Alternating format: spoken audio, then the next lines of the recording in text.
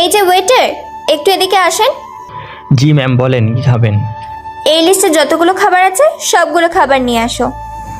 কিন্তু ম্যাম, এখানে তো অনেক টাকার খাবার, আপনারা এই কয়েকজন কি খেতে পারবেন নাকি এতগুলো খাবার? ঠাস ঠাস ঠাস। এই টাকা দিব আমি, খাবার খাই চাই ফেলে দিই, তাতে তোর কি? তুই সামান্য একজন ওয়েটার, ওয়েটারের মতো থাকবি। তুই কেন আমাদের সাথে তর্ক করবি? সরি ম্যাম, এই বলে চলে আসলাম খাবার রুমে। এই ডেভিড, এই লিস্টে যত খাবার আছে সবগুলো দিয়ে দে, তাড়াতাড়ি কর, তা না হলে পরে আমাদের নামে কমপ্লেন করবে। মেঘ, তোকে ওই মেয়েটা চড় মেরেছে আর তুই কিছু বলছিস না কেন? তুই তো কোনো দোষ করিস নি, তুই চাইলেই তো প্রতিবাদ করতে পারতি। প্রতিবাদ করে কি হবে? ওরা বড় লোকের মেয়ে, আর আমি কিনা সামান্য একজন ওয়েটার। আমি কি করে ওদের সাথে লাগবো বল? এসব বাদ দে, খাবার দে তাড়াতাড়ি। এই নে খাবার, আর তুই হয়তো চড়ের প্রতিশোধ নিবি না, এটার প্রতিশোধ আমি নেব, এই বলে দিলাম। আরে কিছু করতে হবে না, এই বলে খাবারগুলো নিয়ে চলে আসলাম মেয়েটার টেবিলে। এই যে ম্যাম, আপনাদের খাবার। এখানে লিস্টের সব কিছু আছে, আর কিছু আনতে হবে নাকি? না, আর কিছু আনতে হবে না, তুই এখন যেতে পারিস। আর তোর নাম কি জানো? জি ম্যাম, আমার নাম মেঘ। এই বলে চলে আসলাম ডেভিডের কাছে। ডেভিড, 5 নম্বর টেবিলের খাবার রেডি করেছিস নাকি? রেডি করছি। আমাদের স্যার বলেছে আজকে রাতে একটা মিটিং আছে, সবাইকে বলতেছে ওইখানে থাকতে রাত 8টার সময়। হঠাৎ স্যারের কি হয়েছে আমাদের সবাইকে থাকতে বললো? আচ্ছা যাই হোক, আমি মন দিয়ে কাজ করতে লাগলাম। দেখতে দেখতে রাত হয়ে আসলো, সবাই কাজ শেষ করে বসে আছি। এমন সময় আমাদের বস আসলো। আসসালামু আলাইকুম স্যার। ওয়ালাইকুম আসসালাম। সবাই কেমন আছো? আলহামদুলিল্লাহ ভালো আছি, আপনি কেমন আছেন? আমি ভালো আছি। তোমরা সবাই নতুন জব খোঁজো, আমি এই হোটেলটা বিক্রি করে দেব। আমি আমার পুরো ফ্যামিলি মিলে দুবাই চলে যাব। স্যার, আমাদের গরিবদের কি হবে? আপনি আমাদের শেষ ভরসা ছিলেন, এখন আমরা কোথায় যাব স্যার? আপনি বলেন। মেঘ, তুমি তো এখানে অনেক দিন থেকে কাজ করছো, তুমি না হয় সবাইকে একটা করে জবের ব্যবস্থা করে দাও। স্যার, আমার একটা কথা ছিল, আপনার এই হোটেলটা কত টাকা বিক্রি করতে চাচ্ছেন? বেশি না, 20 লক্ষ টাকা হলে বিক্রি করে দেব। আর তুমি যদি কিনতে চাও তাহলে তোমার জন্য 15 লাখ টাকায় বিক্রি করে দেব। স্যার, আমাকে 5 দিনের সময় দিতে হবে, আমি 5 দিনের ভিতরে চেষ্টা করবো পুরো টাকাটা দেওয়ার। ঠিক আছে মেঘ, তুমি পুরো টাকা দিতে না পারলে আস্তে আস্তে দিও, আমি সকল কাগজপত্র রেডি করে রাখবো। ধন্যবাদ স্যার। আমি আর ডেভিড চলে আসলাম বাসায়। ডেভিড, তোর কাছে কত টাকা আছে রে? জানি না, তো চল বেকিং ব্যাংকে দেখি কত টাকা রয়েছে। ঠিক আছে চল। ডেভিডের ব্যাংকটা ভেঙে ফেললাম, দেখি পুরো ব্যাংক ভর্তি টাকা। দুজন মিলে ভাঁজ করতে লাগলাম। 1 ঘন্টা লেগে গেল টাকাগুলো ভাঁজ করতে। সবগুলো টাকা গুনতে লাগলাম, কত টাকা হয়েছে। ডেভিড, আমার এইখানে 2,35,000 টাকা হয়েছে, আর তোর ওখানে কত হয়েছে? আমার এইখানে 2,65,000 টাকা হয়েছে, মোট টাকা হলো 5 লাখ। চাক, অনেক টাকা এগোতে পারলাম। আমি আমার ব্যাংকগুলো নামিয়ে আনলাম, রাত প্রায় 12টা বেজে গেছে। মোট 12,45,000 টাকা রয়েছে। ডেবিট আর বাকি টাকা কোথা থেকে আনবো? স্যার তো বলছে যে কিছু টাকা থাকলে পরে দিয়ে দেওয়া যাবে, তুই কোনো চিন্তা করিস না, বাকি টাকা দিয়ে দেবি নে কয়েক মাস পর। রাতে খাওয়া দাওয়া করে ঘুমিয়ে পড়লাম। সকালে ঘুম থেকে উঠে রান্না করে খাওয়া দাওয়া করে টাকাগুলো নিয়ে চলে আসলাম রেস্টুরেন্টে। স্যারের কেবিনে গিয়ে দেখি স্যার বসে আছে। স্যার, আসতে পারি? আসো মেঘ। স্যার, 12,45,000 টাকা মোট জমা করতে পেরেছি, এই নেন টাকা। 45,000 টাকা তুমি রেখে দাও, বাকি টাকা যে থাকবে আস্তে আস্তে দিও। আর এটা নাও সকল কাগজপত্র। আমি সকল কাগজপত্র দেখে নিলাম, কোনো সমস্যা আছে নাকি? স্যার, আপনি কবে যাবেন দুবাই? এই তো 5 বা 6 দিনের মধ্যেই যাব। ও আচ্ছা। বসের সাথে আর অনেকক্ষণ কথা বললাম, কথা বলা শেষ করে চলে আসলাম বাইরে। কাজ করতেছে এমন সময় ডেভিড বলল, মেঘ, ওই দেখ কালকের ওই মেয়েটা। আজকে তুই যাবি না, আমি যাব, দেখি কি করে। আমাকে আজকে একটা উচিত শিক্ষা দিয়েই ছাড়বো। আরে কি বলিস? ওরা আমাদের কাস্টমার, ওদের যদি ক্ষতি করি তাহলে কি করে হবে? পরে তো আর কোনো কাস্টমারই আসবে না আমাদের এখানে, তাই সব ভেবে চিন্তে কাজ করবি, যাই করিস না কেন। ঠিক আছে, তাহলে তুই আয়, যা আমি খাবারগুলো রেডি করে ফেলি। আমি চলে আসলাম ওই মেয়েটার কাছে। জি ম্যাম, আজকে কি খাবেন বলেন? আজকে কিছু খাবো না, আর এই রেস্টুরেন্টের মালিককে আমি তাকে দেখতে চাই। যা, তোর বসকে ডেকে আন। আমাদের বস তো এখানে থাকে না, আমাদের বস বিদেশে থাকে, মাসে মাসে আসে। আচ্ছা আমি গেলাম, বাকি টেবিলে খাবার দিতে হবে। তোকে তোকে কি আমি যেতে বলেছি নাকি? Sorry ma'am. আমি দাঁড়িয়ে রইলাম টেবিলের সামনে। হঠাৎ আমার ফোনটা বেজে উঠলো। পকেট থেকে ফোনটা বের করে দেখি নয়ন ফোন দিয়েছে। ম্যাম, আমি একটু কথা বলে আসতেছি। কেন আমাদের সামনে কথা বলে কি সমস্যা? তোর গার্লফ্রেন্ড ফোন দিয়েছে নাকি? ওই রকমই একজন। এই বলে চলে আসলাম আমার কেবিনে। হ্যাঁ নয়ন বল। আর এমন সময় ফোন দিতে মানা করেছি না? আমি তো কাজে থাকি, তুই জানিস না? ভাই আজকে রাতে একটা মিশন আছে, ছোট বাচ্চা পাচার হবে। এইখানে অনেক লোক লাগবে আমার। এই কয়েকজন কি করে পারবো ওদের সাথে? তুই আমাদের গ্যাংয়ের সংখ্যা বাড়া, তাহলে তো হয়। আচ্ছা আমি আসতেছি বিকালে, আর দেখ কোন লোক পাস কিনা আমাদের গ্যাংয়ের হয়ে কাজ করবে। ঠিক আছে ভাই, আমি দেখতেছি। এখন তাহলে রাখি। ঠিক আছে। নয়ন ফোনটা রেখে দিল। আমি চলে আসলাম 5 নম্বর টেবিলের সামনে। এসে দেখি ওই মেয়েগুলো এখনও বসে আছে। জি ম্যাম বলেন এখন। তা তোর গার্লফ্রেন্ড বুঝি আরও কথা বলতে চাইছিল? যা যা বলে আয়, আমরা এখন চলে যাব। তুই মন ভরে কথা বল। আর এই নে তোর বিল। জুসের বিল দিয়ে চলে গেল ওরা। আমিও চলে আসলাম ডেভিডের কাছে। ডেভিড, তুই এই দিকটা একটু দেখিস, আমি আসতেছি একটু পর। ঠিক আছে, যা তাহলে। আমি চলে আসলাম বাইরে। হাঁটতে হাঁটতে চলে আসলাম ডেরায়। এসে দেখি সবাই বসে আছে। কে নয়ন, কোথায় তোরা? এইভাবে মনমরা করে বসে আছিস কেন? কিছু না ভাই, এমনি মন খারাপ হয়ে বসে আছি। ও আচ্ছা। আমি আমার কেবিনে চলে আসলাম, ফ্রেশ হয়ে বসে আছি। কিছুক্ষণ পর নয়ন আসলো। ভাই আপনি কখন আসলেন? আমাকে বললেন না তো। এই তো কিছুক্ষণ হয়েছে এসেছি। তার লোক বের করতে পেরেছিস তো? ভাই 10 জন বের করেছি। ওরা রাতে 3 রাস্তার মোড়ে থাকবে, ওদের নিয়ে যাবো রাতে। ঠিক আছে। আর কয়েকজন লোক আসবে আমাদের ডেরায়, ওরা থাকবে এইখানে। ও আচ্ছা, শোন, এই অস্ত্রগুলো রাখ তোর কাছে, আজকে রাতে নিয়ে যাবে এগুলো। ঠিক আছে ভাই, নিয়ে যাওয়া নেই। আপনি কি এখন চলে যাবেন নাকি থাকবেন? আমি এখন চলে যাব। রাতে 3 রাস্তার মোড় থেকে আমাকে নিয়ে যাস। আচ্ছা চলেন, বাইক দিয়ে আপনাকে পৌঁছে দিয়ে আসি। না, আমাকে পৌঁছে দিয়ে আসতে হবে না, তোরা থাক, আমি হেঁটে হেঁটে চলে যেতে পারবো। এই বলে চলে আসলাম বাইরে।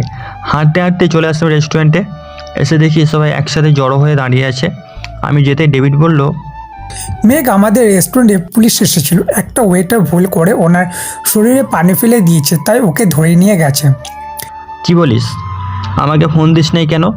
আচ্ছা তোরা কাজ কর, আমি ওকে ছুটি আনবার ব্যবস্থা করতেছি। এই বলে বাইরে চলে আসলাম। পকেট থেকে ফোনটা বের করে নয়নকে ফোন দিলাম। হ্যালো নয়ন। হ্যাঁ ভাই বলেন। একটা লোককে থানায় ধরে নিয়ে গেছে, ওকে একটু ছুটি আনার ব্যবস্থা কর। আর ছেলেটা যাতে না জানে আমি ওকে ছাড়িয়ে নিয়ে এসেছি। ঠিক আছে ভাই, আমি এখনই ফোন দিয়ে বলে দিতেছি ওকে ছেড়ে দিতে। আর আমাদের তাড়াতাড়ি চলে যেতে হবে ওইখানে। আমাদের গিয়ে জায়গাটা সেট করতে হবে। আর আমাদের সাথে পুলিশও যাবে, বাকিটা পরে বলবো তোকে। এই বলে ফোনটা কেটে দিলাম। ফোন কাটতেই আমার হোটেলের ভিতরে চলে গেলাম। প্রায় 30 মিনিট পর যাকে ধরে নিয়ে গিয়েছিল সেই ওয়েটার ফিরে এসেছে। কি রে, তোকে কিছু করে নাই তো? না ভাই, আমাকে কিছু করে নাই। হঠাৎ কার যেন ফোনে আসে, এরপর আমাকে ছেড়ে দিয়েছে। ও আচ্ছা। দেখতে দেখতে রাত হয়ে আসলো। আমিও চলে আসলাম 3 রাস্তার মোড়ে। এসে দেখি কিছুটা দূরে পুলিশের গাড়ি দাঁড়িয়ে রয়েছে। আমি আমাদের লোক আছি গাড়ির ভিতরে। আমি যেতেই বলল, ভাই, আমাদের সব থেকে ভালো ভালো বন্দুকগুলো নিয়ে এসেছি, আর আপনার কথা মতো 15 জন লোক নিয়ে এসেছি। আরও লাগলে বলেন, আমি বলে দিই চলে আসতে। না আর লাগবে না, এতেই হয়ে যাবে। আমার কিছু লোক আছে, মোট 50 বা 60 জন হয়ে যাবে, এতেই চলবে। এই বলে গাড়িতে উঠে পড়লাম। গাড়ি চলতে লাগলো তার লোকেশানে। আমি এসআইয়ের সাথে কথা বলায় ব্যস্ত। কিছুক্ষণ পর শুনতে পেলাম নয়নের ডাক। গাড়িটা দাঁড় করাতে নয়ন আমার কাছে এসে বলল, ভাই সামনে আর যাওয়া যাবে না, এখানেই মিশন হবে।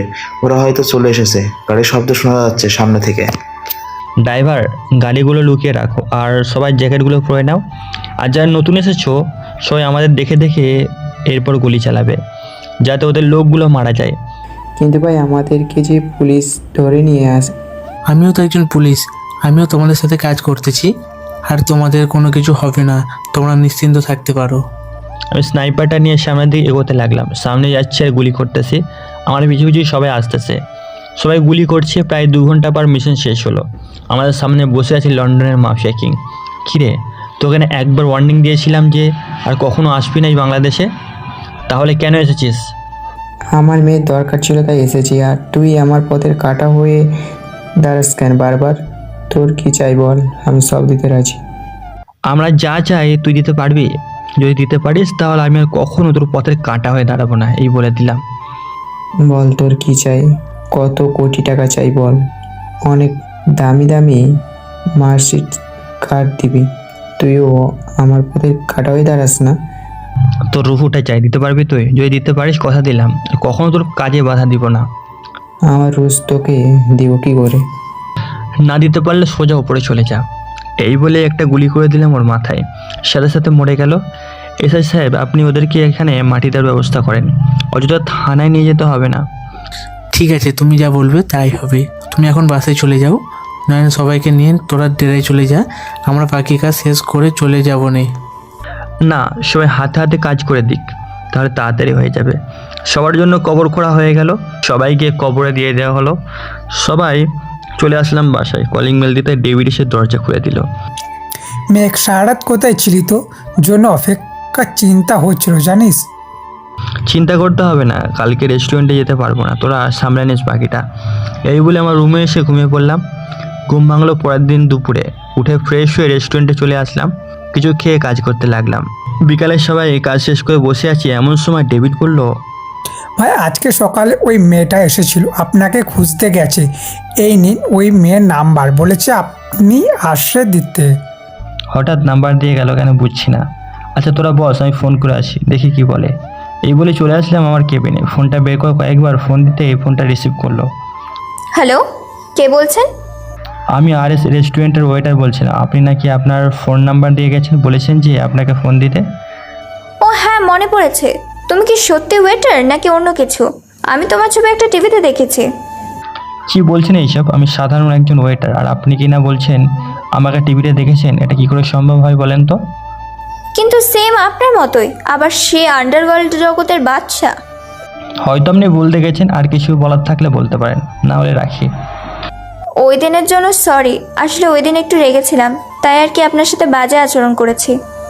আর কিছু বললাম না, ফোনটা কেটে দিলাম। কাজ করতে থাকার কারণে চলে আসলাম ডেরায়। নয়ন, আমার কম্পিউটার কোথায় রেখেছিস রে? কেন ভাই, আপনি কি আবার সেই কালো হ্যাকার জগতে ফিরে আসবেন নাকি? আমি আবার সেই কালো জগতে ফিরে আসবো না, আসলে হবে না। দিন দিন হ্যাকারের সংখ্যা বাড়ছে, যা আমার কম্পিউটারটা নিয়ে আয়। ঠিক আছে ভাই, আমি এখনই যাইতেছি, আপনি 5 মিনিট বসেন। আমি বসে রইলাম। কিছুক্ষণ পর নয়ন আমার কম্পিউটারটা নিয়ে আসলো। আমি কম্পিউটারটা সেট করে বসিয়ে দিলাম। আস্তে আস্তে সকাল সিকিউরিটি খুলে সাইবার জগতে প্রবেশ করলাম। ফোন দিলাম আরিয়ানকে। বাবা ভাইয়া, আপনি আবার সাইবার জগতে ফিরে এসেছেন? আমি আবার সাইবার জগতে ফিরে এসেছি। তা তোর খবর কি? আর অনেকদিন তো কারোর সাথে কথা হয় না, সবাই গ্রুপে ডাক। ভাই, আমাদের অবস্থা খারাপ। একটা লেডি হ্যাকার আমাদের সকল ইনফরমেশনগুলো চুরি করে কোটি টাকার দামে বিক্রয় করে দিয়েছে। আমরা এখন তার কোনো খোঁজ পাই না। কি বলিস? এই কয়েক বছরের মধ্যেই এমন হয়ে গেছে? তাহলে তো লেডি হ্যাকারের পরিচয় জানতে হবে, কে এই লেডি হ্যাকার। ভাই, আমি সবাইকে একটা গ্রুপে ডাক দিয়েছি, আপনি একটু ওয়েট করেন। 5 মিনিট পরে আমার দেশের সকল হ্যাকার বা গ্রুপে অ্যাড হয়েছে। আমি কথা বলতে লাগলাম সবার সাথে, হঠাৎ দেখতে পেলাম নতুন একটা সদস্য যোগ দিয়েছে আমাদের টিমে। ওর পরিচয়টা বের করতে লাগলাম, সকল কিছু তথ্য বের করে দেখি এটা সেই সাইবার জগতের লেডি হ্যাকার। আমি ওর অ্যাক্সেসটা আমার ডিভাইসে নিয়ে আসলাম। Hello miss lady hacker. তা মিস্টার মেঘ আহমেদ, আপনার কি খবর? হঠাৎ এতদিন পর আবার সাইবার জগতে পা রাখলেন কেন? সাইবার জগতে পা রেখেছি একটা কারণে। তা শুনতেছি আপনি নাকি তথ্য চুরি করেন, এটা কি সত্যি নাকি মিথ্যা? হয়তো আমার পরিচয় ইতিমধ্যে জেনে গেছেন। হ্যাঁ, আমি তথ্য চুরি করি আর সেইগুলো বিক্রি করে দিই। বাহ, ভালো কথা। তা আপনাকে এই সাইবার জগতে প্রবেশ করিয়েছে কে? তার নামটা যদি একটু বলতেন তাহলে খুব ভালো হতো। আর আপনি কখনো সাইবার জগতে আসতে পারবেন না, আর মাত্র 5 মিনিট সময় আছে আপনার। এই সাইবার জগতে আছেন। বললেই হলো নাকি? দেখি আপনি কত বড় হ্যাকার। আর আমার এক্সেস আপনার কাছে চলে গেছে তা আমি ভালো করেই জানি, কিন্তু আমার কোনো কিছু করতে পারবেন না, এই বলে দিলাম। তাই নাকি? ঠিক আছে, আপনি হয়তো আমাকে এখনও চেনেন নাই। আমি কেমন, আপনি শুধু 5 মিনিট ওয়েট করেন, দেখেন কি হয়। এই বলে আমার কালো ভাইরাসটা ওর কম্পিউটারে পাঠিয়ে দিলাম, যাতে 5 মিনিট শেষ হতেই ওর কম্পিউটারটা কালো হয়ে যায় আর কোনো কিছু যাতে না দেখতে পায়। 5 মিনিট শেষ হতে ওর কম্পিউটারটা কালো হয়ে গেল, সাথে সাথে হ্যাকার জগৎ থেকে তাকে বাহির করে দেওয়া হলো। আমরা কথা বলছি, হঠাৎ আবারও আর একটা অ্যাকাউন্ট অ্যাড হয়ে গেল। কিভাবে? এটা আবার কে? আমি কি বলেছিলাম আমাকে এত সহজে বের করে দিতে পারবি না? আমি হচ্ছে হ্যাকার রানী, সবাই আমাকে ভয় পায়, আশা করি তুইও ভয় পাবি। এবারে অ্যাকাউন্টটা বন্ধ করে দিলাম আর সাথে সাথে সাইবার জগতের সিকিউরিটি পাল্টে ফেললাম যাতে অন্য কেউ ঢুকতে না পারে। আমি সব কিছু চেক করতে লাগলাম কিছুদিনের মধ্যে কোনো হ্যাকার ঢুকছে কিনা। 6 মাস হয়েছে, 5টা হ্যাকার ঢুকেছে, আমি তাদের সকল ইনফরমেশনগুলো দেখতে লাগলাম। ওরা ওই লেডি হ্যাকারের সাথে যুক্ত আছে, তাই ওদেরও বের করে দিলাম হ্যাকার গ্রুপ থেকে। ভাই আপনি কি 5জন হ্যাকারকে বের করে দিয়েছেন আমাদের টিম থেকে? ওরা তথ্য চুরির পিছনে আছে আর মেয়েটাকে সাহায্য করছে, তথ্য চুরি করতে চায় তাই বের করে দিয়েছি। ও আচ্ছা, তা আর কিছু সাহায্য লাগবে না কি বলেন, আমি করে দিই। না, আর কিছু সাহায্য লাগবে না আমার, এখন আমারটা আমি করতে পারবো, সাহায্য লাগলে তোকে বলবো নে। এই বলে ফোনটা কেটে দিলাম। হঠাৎ মনে পড়লো রেস্টুরেন্টের মেয়েটার কথাটা। ওর ফোন নাম্বারটা চেক করে যেটা দেখেছি, এটা দেখে আমি তো কখনো ভাবতেই পারি না যে এটা সেই হ্যাকার রানী। ওর সকল ডিটেলস বের করে নিলাম, আমার হ্যাকার সিম দিয়ে ফোন দিলাম হ্যাকার রানীকে। হ্যালো, কে বলছেন? আপনি আমাকে চিনবেন না, আমি আপনাকে চিনি। তা তথ্য চুরি করেছেন কার কাছ থেকে অনুমতি নিয়ে? কি আবল তাবল বলছেন? আমি আবার কিসের তথ্য চুরি করব? বাহ, এখন না বোঝার ভান করছেন। আপনি হ্যাকার জগতে একজন লেডি হ্যাকার, আর আপনি এই বাহানা করছেন? বাহ বাহ বাহ বাহ, আপনাকে তো পুরস্কার দেওয়া উচিত। আপনার হয়তো ভুল হচ্ছে, আমি এসব কাজ করি না। আমি তো সাধারণ একজন স্টুডেন্ট, আমি এসব বাজে কাজ করে জেলে যাব কেন? আপনার ফোন কি কেউ ধার নিয়েছিল কিছুক্ষণের জন্য বা অন্য কিছু করার জন্য? আমার বান্ধবীরা আমার ফোন নেয় মাঝে মধ্যে। কেন, কোনো অসুবিধা আছে নাকি? না, কোনো অসুবিধা নেই। আচ্ছা, ভালো থাকবেন, বাই। এই বলে ফোনটা কেটে দিলাম। ভাবতে লাগলাম ও তো মনে হয় এই কাজ করে না, তার মানে ওর বান্ধবীদের মধ্যে কেউ হতে পারে। এইসব চিন্তায় মগ্ন ছিলাম, এমন সময় ফোনটা বেজে উঠলো। তাকিয়ে দেখি ডেভিডের ফোন। Hello David. কি রে, তুই কোথায়? সে বিকেলবেলায় বেরিয়েছিস, এখন আসিস নাই কেন? রেস্টুরেন্টে আয়, কথা আছে। আচ্ছা, আমি আসছি 5 মিনিটের মধ্যে। এই বলে ফোনটা কেটে দিলাম। ফোন কাটতেই নয়ন আসলো, বলল, ভাই আপনি কি এখন চলে যাবেন নাকি? আমাকে একটু দিয়াই রেস্টুরেন্টে কাজ আছে, তাড়াতাড়ি যেতে হবে। ঠিক আছে, চলে যান তাহলে। নয়ন আমাকে নামিয়ে দিয়ে চলে গেল। আমি রেস্টুরেন্টের ভিতরে ঢুকে দেখি সব টেবিলে কাস্টমার। কে ডেভিড, এই সময় তো এত কাস্টমার থাকে না, আজকে এত কাস্টমার? ভাই, নতুন একজন রাঁধুনি এনেছি, খুব ভালো বিরিয়ানি রান্না করে। দেখেন না, সবাই খাবার জন্য বসে আছে, বাকিটা পরে বলতেছি, আপনি কেবিনে গিয়ে বসেন। আমি রেস্টুরেন্টের ড্রেস পরে নিলাম, ওদের সাথে আমিও খাবার দিচ্ছি। রাত 11টা পর্যন্ত আমাদের রেস্টুরেন্টে অনেক কাস্টমার এসেছে। আজকে টাকাগুলো গুনতে লাগলাম, আজকে 3 লক্ষ টাকা উপার্জন হয়েছে। এইভাবে যদি চলতে থাকে তাহলে তো আমাদের রেস্টুরেন্টটা টপ নাম্বার 1-এ থাকবে। ডেভিড রাঁধুনিকে নিয়ে আয় তো। এই যে ভাই, উনি হচ্ছে রাঁধুনি, আজ থেকে এইখানে কাজ করবে, আমার পরিচিত হয় উনি। বাহ, তোমার হাতে রান্না করা বিরিয়ানি তো সেই টেস্ট ছিল। ওর স্যালারি কত ধরেছিস ডেভিড? ভাই, স্যালারি তো এখনও ঠিক করা নেই, আপনি ওই বলে দিন কত ধরবেন। তোমার স্যালারি 30,000 টাকা, 2 মাস পর থেকে বাড়িয়ে দিব। ঠিক আছে স্যার। আর আমাকে স্যার ডাকতে হবে না, কাল থেকে চলে আসবে ঠিক সময়। আর কি কি লাগবে ডেভিডকে বলে যাও, সে এনে রাখবে আজকে। ডেভিড, তুই সব কিছু এনে তারপর থেকে হয় বাসায় আসিস। ঠিক আছে, তুই চলে যা, আমি সব কিছু এনে তারপর বাসায় যাব, তুই কোনো চিন্তা করিস না। আমি চলে আসলাম বাসায়, ফ্রেশ হয়ে খাওয়া দাওয়া করে বসে ফোন টিপছি। এমন সময় অসীমের নাম্বার থেকে ফোন আসলো। কলটা রিসিভ করতে ওই পাশ থেকে বলল, ভাইয়া আমাকে বাঁচান প্লিজ, ভাইয়া আমাকে বাঁচান, আমাকে ওরা মেরে ফেলবে প্লিজ। এটা বলে ফোনটা কেটে দিল। আমি সাথে সাথে আমার ওই নাম্বারে ফোন দিলাম, কিন্তু ফোনটা বন্ধ বলছে। কী করবো বুঝছি না। এমন সময় নয়নের ফোন। ভাই আপনি কোথায় আছেন? আমি বাসায় আছি। শোন, তোকে একটা নাম্বার দিই, তুই একটা লোকেশন বের করে ওইখানে চলে যা। একটা মেয়ে বিপদে পড়েছে, তাকে গিয়ে বাঁচা। ভাই এই নম্বরে তো আমার কাছেও ফোন এসেছে, বলছে আমাকে নাকি আজকে মেরে ফেলবে দুবাইয়ে এর মাফিয়ার দলেরা, তাই আপনাকে মানা করতে যাতে বাড়ি থেকে না বের হন। কী বলছিস এইসব? আমাকে এখন ফোন দিয়ে বললো যে তাকে বাঁচাতে, আর তোকে ফোন দিয়ে বলছে আমার বিপদ আছে? আমি তো কিছুই বুঝছি না। আপনি বাসা থেকে বের হবেন না, আমরা দেখতেছি কি করা যায়, খবর পাইলে আপনাকে খবর দিব। ঠিক আছে, আমি ফোনটা কেটে দিলাম। আমি ভাবতে লাগলাম কি হচ্ছে আমার সাথে এইসব। আমি কি বাইরে যাব নাকি বাইরে যাব না, এইসব চিন্তা ভাবনা করতে করতে ডেভিড চলে আসলো। কি হয়েছে মেঘ, তোকে দেখে চিন্তিত মনে হচ্ছে, আমাকে বল। একটা মেয়ে আমাকে ফোন দিয়ে সাহায্য চাইছে, এখন আমি কীভাবে তাকে সাহায্য করি তার তো কোনো খোঁজই খবর জানি না। আরে হয়তো তোর সাথে মজা করেছি, আর এসব নিয়ে চিন্তা করতে হবে না। খাবার খাচ্ছিস নাকি? খেয়েছি, তুই খাবার খেয়ে নে। এই বলে আমি রুমে চলে আসলাম। রাত প্রায় 12টা বাজে। এমন সময় নয়নের ফোন। হ্যালো নয়ন, মেয়েটাকে কোনো খোঁজ পেয়েছিস? ভাই, ওরা এক্ষুনি সুরক্ষিত আছে, আর আপনি ঘুমিয়ে পড়েন তো, এত চিন্তা করবেন না। আমি আসি তো। আর কালকে কি আসবেন না নাকি? দেখি, যদি পারি আসবো, আর না পারলে ফোন দিয়ে বলে দিব তোকে। ঠিক আছে। আমি ফোনটা কেটে ঘুমিয়ে পড়লাম। সকালে ডেভিডের ডাকে ঘুম ভাঙল। উঠে ফ্রেশ হয়ে খাওয়া দাওয়া করে চলে আসলাম রেস্টুরেন্টে। এসে দেখি রাঁধুনি চলে এসেছে। বাহ, সেই গন্ধ বের হয়েছে তো খাবারের। আমি চলে আসলাম রান্নাঘরে। এসে দেখি রান্না করছে। বাহ, সেই গন্ধ তো রান্নার। ভাই, আমি আগে যেইখানে কাজ করতাম এই রকম ওই গন্ধ ছিল খাবারের, কিন্তু ওইখানে স্যালারি কম দিত আর অনেক দিন ঘুরাইতো। ও, এর জন্যই চলে এসেছো তাই না? এর জন্য ওই চলে এসেছি। বাসায় বাবা মা বউ বাচ্চা আছে, তাদের মুখে তো খাবার তুলে দিতে হবে। আচ্ছা, তুমি সন্ধ্যায় বাসা যাওয়ার সময় বিরিয়ানিটা নিয়ে যাইও, আর ডেভিডের কাছ থেকে তোমার এই মাসের স্যালারিটা নিয়ে যাবে। কিন্তু আমি তো এইখানে এসেছি 1 মাস হয় নাই, এখনই কিসের স্যালারি? এইটা আমি খুশি হয়ে তোমাকে দিলাম, কারণ তুমি আমার হোটেলের একজন কর্মচারী। তোমার অসুবিধা মানে আমার অসুবিধা। সবসময় আমি তোমাদের পাশে আছি। কী কী লাগবে শুধু বলবা। ঠিক আছে ভাই, আর বাহিরে গিয়ে দেখেন লোক অলরেডি চলে এসেছে, আর কিছুক্ষণ সময় লাগবে খাবারটা হতে। আপনি এখানে যান। ঠিক আছে, আমি চলে আসলাম বাইরে। এসে দেখি সত্যি পুরো ভর্তি রেস্টুরেন্টে মানুষ। ডেভিড, খাবার তো ভালোই চলতেছে তাই না? আচ্ছা, দেখিস তো তুই রান্নায় কী কী দেয়।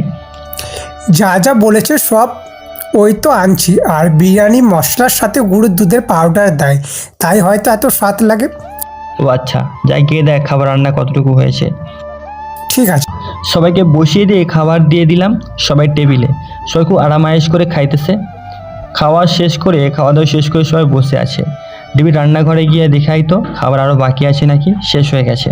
ভাই, খাবার শেষ হয়ে গেছে, দুপুরের জন্য আবার রান্না করতেছে। ও আচ্ছা, আর উপরে তলাটা তো খালি আছে। চল সবাই ওটা পরিষ্কার করে ওইখানে খাবার রেস্টুরেন্ট বানিয়ে ফেলি। ভাই, ভালো একটা কথা বলছেন। আর এই দিকে রান্নাটাও হয়ে যাক, দুপুরের আগেই যাতে কাজটা শেষ করে ফেলতে পারে ওই ব্যবস্থা করতে হবে। আমরা সবাই কাজে লেগে পড়লাম। কাজ করতে করতে কখন যে দুপুর হয়ে গেছে খেয়ালই ছিল না। সবাই ফ্রেশ হয়ে খাবার দিয়ে দিলাম। বিকাল 5টা পর্যন্ত লোক আসতে লাগলো। 6টায় ফ্রি হয়ে টেবিল কেনার জন্য চলে গেলাম বড় একটা টেবিলের দোকানে। আসসালামু আলাইকুম। ওয়ালাইকুম আসসালাম, কেমন আছো? আলহামদুলিল্লাহ ভাই, গতবার যে টেবিলগুলো নিয়েছিলাম ওইগুলো কি এখনও আছে? আছে। কয়টা লাগবে তোমার বলো, আমি এনে দিই।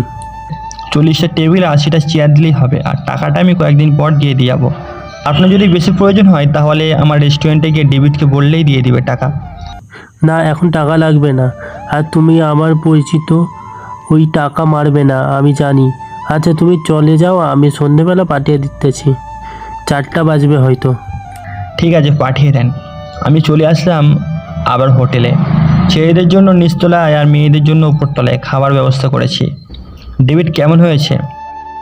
খুব সুন্দর হয়েছে। যদি এইভাবে চলতে থাকে তাহলে আরও 2 বা 3টা রেস্টুরেন্ট বানাতে পারবো। রাতে কাজ শেষ করে বাসায় চলে আসলাম।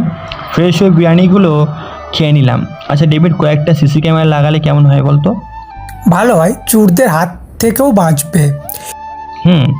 আমি অনলাইনে 6টা সিসি ক্যামেরা অর্ডার দিলাম। আর কিছুক্ষণ ডেভিডের সাথে কথা বলে চলে আসলাম আমার রুমে। শুয়ে আছি, কখন যে ঘুমিয়ে গেছি খেয়াল নেই। ঘুম ভাঙলো পরের দিন সকালে ডেভিডের ডাকে। মেয়ে উঠে ফ্রেশ হয়ে নে, রেস্টুরেন্টে যেতে হবে। আমি উঠে ফ্রেশ হয়ে খাবার খেয়ে চলে আসলাম রেস্টুরেন্টে। সারাদিন কাজ করে সন্ধ্যায় চলে আসলাম ডেরায়। এমন সময় অচেনা নাম্বার থেকে ফোন আসলো। কী রে মেঘ, কেমন আছিস? ভালো আছি। কে আপনি? আপনাকে তো ঠিক চিনলাম না। আমি ভারতের মাফিয়া কিং নাইম বলতেছি। 2 দিন পরে আসছি তোর দেশ থেকে, মেয়ে কিনে নিব, দেখি তুই কি করে আটকাস। কথাটি বলেই, যখন দিয়েছিস তাহলে তুইও রেডি থাকিস মরার জন্য। আমার হাতে তোর মৃত্যু হবে, এই বলে দিলাম। ঠিক আছে, দেখবো নে তুই কি করতে পারিস। রাখি এখন। ফোনটা রাখতে নয়নকে ডাক দিলাম। এই নয়ন, এদিকে আয়। ভাই বলেন। আমাদের গ্যাংয়ের যত লোক আছে সবাইকে এই 2 দিন ভালো করে ট্রেনিং দে। ভারতের মাফিয়া কিংয়ের সাথে যুদ্ধ হবে 2 দিন পর। ওরা যেন অস্ত্র চালানো শিখে যায়। ভাই, আমি সবাইকে ট্রেনিং দিতেছি, সবাই সব কিছু পারে। বাকি 2টো ট্রেনিং দিলেও ওরা স্টান পার্কিং হয়ে যাবে। আমি এটাই চাই, দেখি তোর দলের লোকগুলো কেমন পারে 2 দিন পর। এই বলে আমি কম্পিউটারে কাজ করতে লাগলাম। কাজ শেষ করে চলে আসলাম আমার বাসায়। ফ্রেশ হয়ে খাওয়া দাওয়া করে শুয়ে আছি, এমন সময় ডেভিড আসলো। এই নেমে গত 3 দিনে মোট টাকা এইখানে মোট 18,35,000 টাকা আছে। বাকি যে কয় টাকা ছিল ওইগুলো ক্যাশে রয়েছে, ওইগুলো আনি নাই। আচ্ছা ডয়ারে রেখে দে। স্যারের বাকি টাকাটা কি দিয়ে দেবো সামনের মাসে? আর আমাদের রেস্টুরেন্টে আরেকটা বানাতে হবে, বিদেশ থেকে লোক আসবে, এখন গতকাল কথা হয়েছিল। ও আচ্ছা, আমাদের রেস্টুরেন্টে ওই পাশে একটা রেস্টুরেন্ট আছে না, ওইটা বিক্রি করবে শুনছিলাম। কালকে খোঁজ নিয়ে দেখবো নে বিক্রি করে কিনা। আচ্ছা দেখিস। ডেভিডের সাথে কথা বলে ঘুমিয়ে গেলাম। সকালে উঠে কাজে চলে আসলাম, কাজ করছি, এমন সময় রাশেদ চৌধুরীর ফোন। আসসালামু আলাইকুম স্যার। আসসালামু আলাইকুম মেঘ, কেমন আছো? আলহামদুলিল্লাহ ভালো আছি, আপনি কেমন আছেন? আমিও আলহামদুলিল্লাহ ভালো আছি। তা তোমার মাফিয়ার টিম কেমন চলতেছে? আলহামদুলিল্লাহ ভালো। যার সাথে কথা বলছি ওনাকে হয়তো চিনছেন না, তো চল পরিচয় করিয়ে দিই। আর পরিচয় করানোর আগে অতীতে কী হয়েছিল সেটা জানতে হবে। অতীত, জঙ্গলের রাস্তা দিয়ে হেঁটে যাচ্ছি বাড়ির দিকে, হঠাৎ কিছু শব্দ শুনে দাঁড়িয়ে গেলাম। ভয়ে ভয়ে সামনের দিকে এগিয়ে যেতে লাগলাম। গাছের আড়ালে লুকিয়ে দেখতে লাগলাম কি হচ্ছে সামনে। হঠাৎ একটা লোক চিৎকার দিয়ে উঠলো, আমি লুকিয়ে গেলাম। কি রে রাশেদ চৌধুরী, আর কতদিন গরিবদের সাহায্য করবি? আর কত মেয়েকে বাঁচাবি? আজকেই তো তোর শেষ দিন, আর কোনোদিন কোনো মেয়েকে বাঁচাতে পারবি না। তুই হয়তো ভুলে গেছিস, একজন শহীদের মৃত্যু হলে আর একজন শহীদ জন্ম নেয়। ঠিক তেমনই আমি মরে গেলে হাজার হাজার শহীদ আসবে, দেখে নিস। যা যা, দেখবো নে। কালকেই তোর শেষ দিন, আজকে রাতটা কোনো মতো শেষ হোক। এই তোরা চল ঘুমিয়ে নেই, কালকে বস আসার আগেই ওকে মেরে মাটি চাপা দিয়ে দিতে হবে। ওরা চলে গেল একটা ছোট কুটির ঘরে। প্রায় 30 মিনিট পর আমি গাছের আড়াল থেকে বের হয়ে রাশেদ চৌধুরীর কাছে চলে গেলাম। পকেট থেকে ব্লেডটা বের করে রশিটা কাটতে লাগলাম। কিছুক্ষণের মধ্যে কাটা শেষ হলে রাশেদ চৌধুরীকে নিয়ে চলে আসলাম আমার বাসায়। কে তুমি বাবা, আর আমাকে বাঁচালে কেন? আপনাকে দেখে মনে হচ্ছে আপনি খুব ভালো মানুষ আর আপনি মেয়েদেরকে রক্ষা করেন, তাই আমি আপনাকে বাঁচিয়েছি। ধন্যবাদ তোমাকে। আর তুমি কি এইখানে একাই থাকো নাকি আরও কেউ থাকে তোমার সাথে? আমি এইখানে একাই থাকি। আব্বু আম্মু অনেকদিন আগে আকাশের তারা হয়ে গেছে। ওহ, চলো আমার সাথে, তোমাকে আমার বাড়িতে নিয়ে যাই। একটা কাজ বের করে দিবনে তোমাকে। ঠিক আছে। আমরা দুজন বাইরে এসে দেখি 3টা গাড়ি দাঁড়িয়ে আছে। কী ব্যাপার? এতক্ষণ তো এখানে গাড়ি ছিল না, কারণ কোথা থেকে আসলো গাড়িগুলো? আর আমি কোনো শব্দও পেলাম না। আগে বাসায় চলো, এরপর বলতেছি এইখানে গাড়ি আসলো কি করে। চলেন। আমরাও চলে আসলাম রাশেদ চৌধুরীর বাসায়। কলিং বেল দিতেই একটা মহিলা এসে দরজা খুলে দিল। আমাদের দেখে মহিলাটি বলল, কি হয়েছে তোমার? আর শরীরের এই অবস্থা কেন? এই নয়ন, তোর ভাইয়ের এমন অবস্থা কে করেছে? ভাবি রাস্তায় গাড়ি অ্যাক্সিডেন্ট করেছিল, পরে হাসপাতাল থেকে বেনসিট করিয়ে এনেছি। আর কোনো চিন্তা নেই, ডাক্তার ঔষধ লিখে দিয়েছে, আমি ঔষধ দিয়ে এনেছি, এনেন। ভিতরে আসো তোমরা সবাই। আমরা ভিতরে চলে গেলাম। আচ্ছা নয়ন ভাইয়া, এটা কি ওনার বাসা? এটা রাশেদ ভাইয়ের বাসা। ওই যে দেখতেছেন না একটা ছবি ফ্লেম, একটু আগে যে নিয়ে গেছে, ওইটা হচ্ছে রাশেদ ভাইয়ের স্ত্রী। আর মাঝখানে যাকে দেখতেছেন এটা হচ্ছে রাশেদ ভাইয়ের মেয়ে। ও আচ্ছা, তোমরা কোথায় থাকো, এখানে নাকি অন্য জায়গায়? আমরা অন্য জায়গায় থাকি, যদি কোনো দরকার হয় তাহলে আসি। চল তোকে একটা রুম দেখিয়ে দিই, ফ্রেশ হয়ে নিবি। ঠিক আছে চলো। নয়ন ভাইয়ের সাথে চলে আসলাম উপরে একটা রুমে। একটা ঘরে নিয়ে গেল আমাদের। বাহ, খুব সুন্দর ঘর তো। ভাইয়া, আমি কি এইখানেই থাকবো? তুই এখানেই থাকবি। তুই ফ্রেশ হয়ে নে, আমি রাশেদ ভাইয়ের সাথে দেখা করে আসি। আর কোথাও যাবি না কিন্তু। ঠিক আছে। নয়ন ভাই চলে গেল, আমি ফ্রেশ হয়ে বিছানায় শুয়ে পড়লাম। কি নরম বিছানা! বড় লোকেরা মনে হয় এত নরম বিছানায় ঘুমায়, এসব ভাবতেছিলাম। এমন সময় নয়ন ভাই আসলো। মেঘ চল আমার সাথে, রাশেদ ভাই ডাকতেছে তোকে। চলো। আমরা চলে আসলাম রাশেদ ভাইয়ের রুমে। এসে দেখি ভাই বিছানায় বসে আছে। আমি একটা চেয়ার নিয়ে ভাইয়ের সামনে বসে পড়লাম। ভাই বলেন। আমাকে ভাই ডাকতে হবে না, তুমি আমার ছোট ভাই আজ থেকে। শিউলি, জানো ও আজকে না থাকলে আমি মনে হয় বেঁচে ফিরতে পারতাম না। যাও সবার জন্য খাবার নিয়ে আসো। নয়ন, তুমিও আমার সাথে আসো, সবাইকে খাবার দিয়ে দেই। ওরা চলে গেল। আমি ঘরগুলো ঘুরে ঘুরে দেখতে লাগলাম। আচ্ছা ভাই, এই বাড়ি কি আপনি বানিয়েছেন নাকি আপনার বাবা বানিয়ে দিয়ে গেছে? আমার বাবা তো আমার জন্মের আগেই মারা গেছে। আমিও তোমার মতোই ছিলাম। পরে আস্তে আস্তে একটা গ্যাং তৈরি করি। আজ আমি এই পর্যন্ত এসেছি। এখন থেকে তুমি আমার ডান হাত। মানে বুঝলাম না। মানেটা হচ্ছে তুমি সব সময় আমার পাশে থাকবে, আমার হয়ে কাজ করবে এখন থেকে। ঠিক আছে। রাতে খাওয়া দাওয়া করে ঘুমিয়ে গেলাম। সকালে উঠে দেখি ভাই ব্যায়াম করতেছে আর আমিও ভাইয়ের সাথে ব্যায়াম করতে লাগলাম। চল আজকে তোকে একটা খেলা শিখাবো। কি খেলা ভাই? চল না আগে, তারপর দেখতে পাবি কি খেলা। আমি চলে আসলাম ভাইয়ের সাথে একটা বড় ঘরে। সামনে দেখি একটা মানুষ দাঁড়িয়ে রয়েছে, হুবহু ভাইয়ের মতো চেহারা। ভাই ওটা কি আপনার যমজ ভাই? আরে না, ওইটা ফোম দিয়ে আমার মতো করে এঁকেছে। এই দেখ, এইটা দিয়ে এইভাবে গুলি করবি। ভাই আমাকে দেখাতে লাগলো কীভাবে গুলি করতে হয়। আমি একটা পিস্তল নিয়ে গুলি করতে লাগলাম ফুমটাকে। আস্তে আস্তে গুলি চালানো শিখে গেলাম। ভাই আর কোনো কিছু করতে হবে নাকি? না, তুই গুলি চালানো শিখে গেছিস। আজকে তোকে নিয়ে একটা জায়গায় যাব রাতে। কালকে যেইখানে গিয়েছিলাম ওইখানেই যাব। ওইখানে গিয়ে আবার কি করবেন? ওইখানে তো অনেক বড় বড় লোক আছে, ওদের সাথে আমরা কি করব? ওদেরকে মারতে হবে। তুই যদি 10 জনকে মারতে পারিস তাহলে তোকে একটা গিফট দিব, মনে রাখিস। ঠিক আছে। দেখতে দেখতে দিন কেটে রাত হয়ে আসলো। রাতে খাওয়া দাওয়া করে চলে আসলাম সেই জায়গায়। এসে দেখি অনেক মানুষ এখানে দাঁড়িয়ে আছে। ভাই ওরা এখানে দাঁড়িয়ে আছে কেন? ওরা আমাদের মারার জন্য দাঁড়িয়ে আছে। এই নে তোর অস্ত্র, নয়ন মিস শুট করো। ওরা গুলি করার আগেই আমি গুলি করে একটাকে মাটিতে শুইয়ে দিলাম। স্নাইপারটা মাথা বরাবরই করেছি আর গুলি করতেছি। দেখতে দেখতে 15 জনকে একাই মেরে ফেললাম। যে রাশেদ ভাইয়ের একটা লোক হামলা করতে আসবে তাই এক গুলিতেই খালাস করে ফেললাম। বাহ মেঘ বাহ, 2 ঘন্টা ট্রেনিং নিয়েই এত ফাস্ট কাজ করেছো। তা কয়টাকে মারছো তুমি? এইটাকে নিয়ে 16 জনকে মেরেছি। বাহ বাহ, খুব ভালো কাজ করেছিস। নয়ন, পুলিশকে ফোন দিয়ে বলে দে লাশগুলো নিয়ে যেতে। আমরা বাসায় চলে যাই। ঠিক আছে ভাই, আপনি যান, আমি লাশগুলো দিয়ে এরপর চলে যাব ডিয়ারে। আর যদি কোনো কাজ লাগে তাহলে ফোন দিয়েন, চলে যাবো না বাসায়। ঠিক আছে। আমরা চলে আসলাম বাসায়। ফ্রেশ হয়ে খাওয়া দাওয়া করে নিলাম।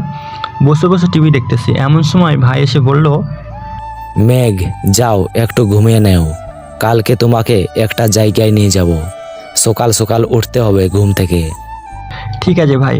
আমি আমার রুমে চলে আসলাম। একটা জিনিস খেয়াল করলাম, 2 দিন হয়েছে আমি এই বাড়িতে আছি, কিন্তু ভাইয়ের মেয়েকে তো দেখতে পেলাম না। আগে জিজ্ঞেস করব, এইসব ভাবতে ভাবতে ঘুমিয়ে গেলাম। সকালে নয়ন ভাইয়ের ডাকে ঘুম ভাঙলো। এই মেয়ে ওঠো, সকাল হয়েছে তো, ভাই তোমাকে ডাকছে, তোমাকে নিয়ে কোথায় যেন যাবো। আপনি যান, আমি ফ্রেশ হয়ে আসতেছি। এটা বলতে নয়ন ভাই চলে গেল। আমিও ফ্রেশ হয়ে চলে আসলাম। নিচে এসে দেখি সবাই আছে এখানে। ভাই কোথায় যাবেন এখন? খেয়ে নাও, তারপরে গেলেই দেখতে পাবে কোথায় যাচ্ছি। ঠিক আছে। আমি চলে আসলাম খাবার টেবিলে। খাবার খেয়ে ভাইয়ের সাথে গাড়িতে বসে পড়লাম। বাইরের দৃশ্য দেখতেছি আর ওরা কথা বলতেছে।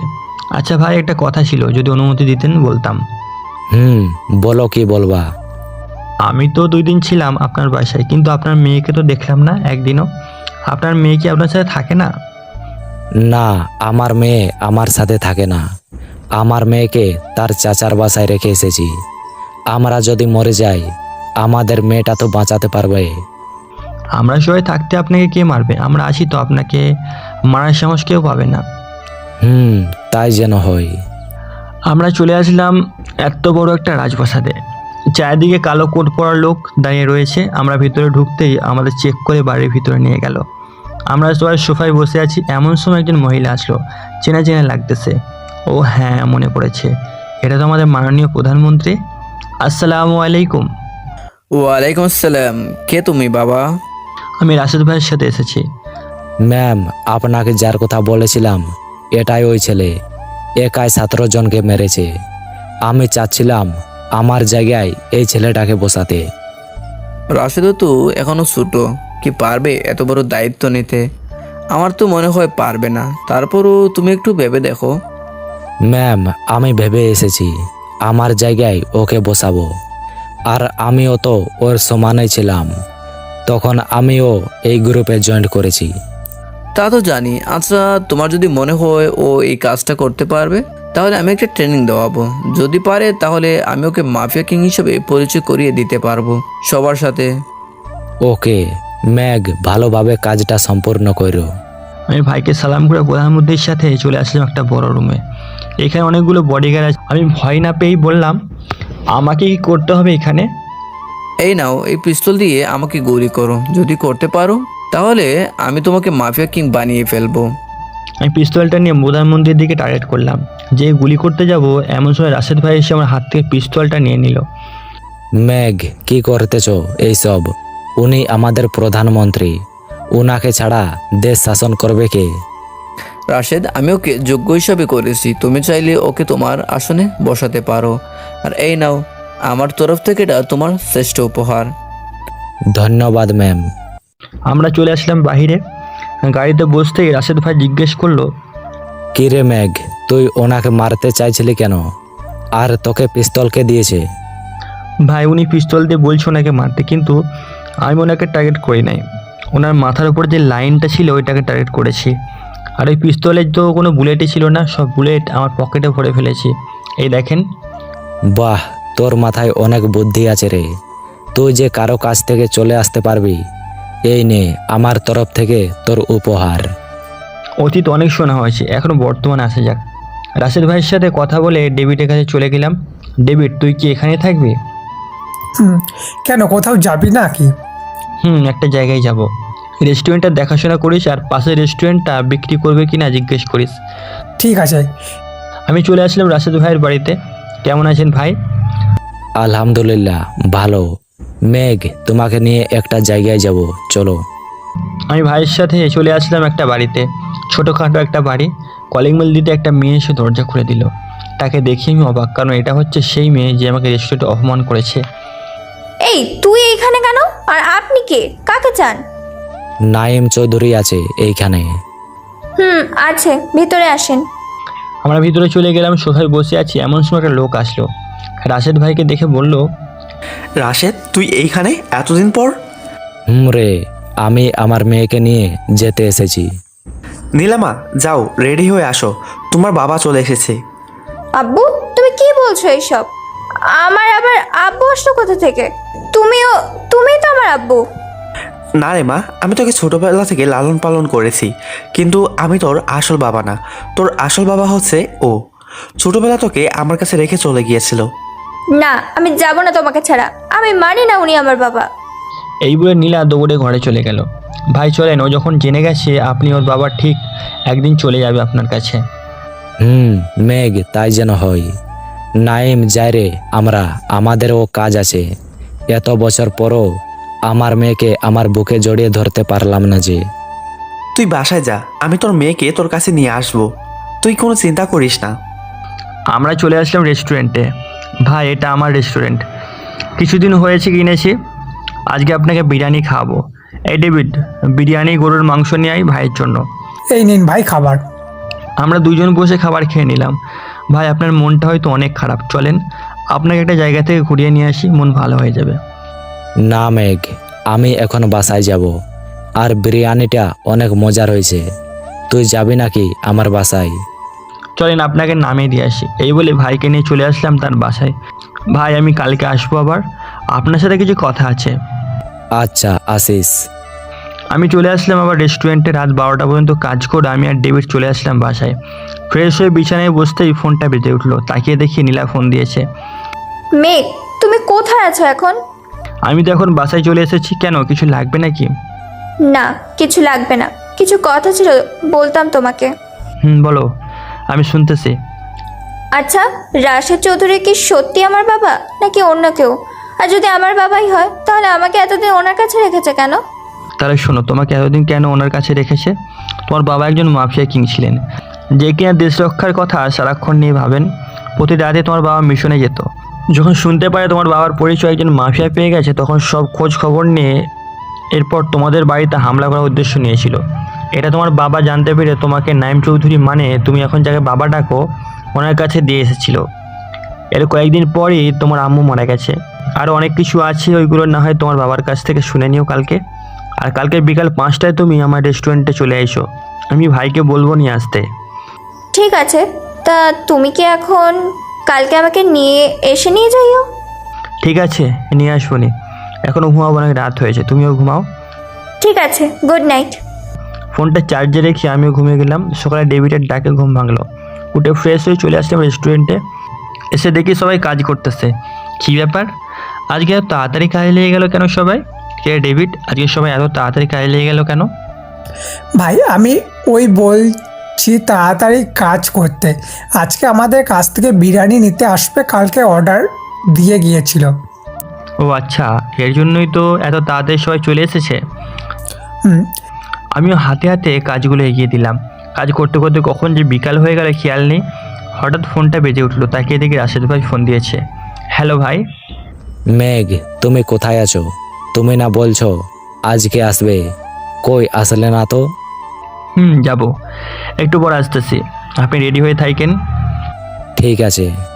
এই ডেভিড, এই দিকটা দেখিস, আমি আসতেছি কিছুক্ষণ পর। এই বলে বাইকটা নিয়ে চলে আসলাম রাশেদ ভাইয়ের বাসায়।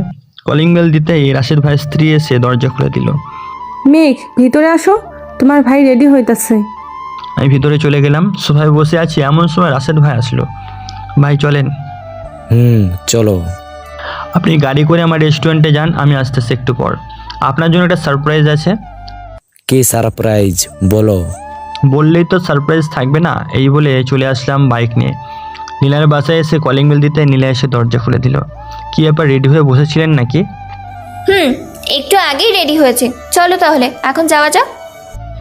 চলো। আমি নীলাকে নিয়ে চলে আসলাম রেস্টুরেন্টে।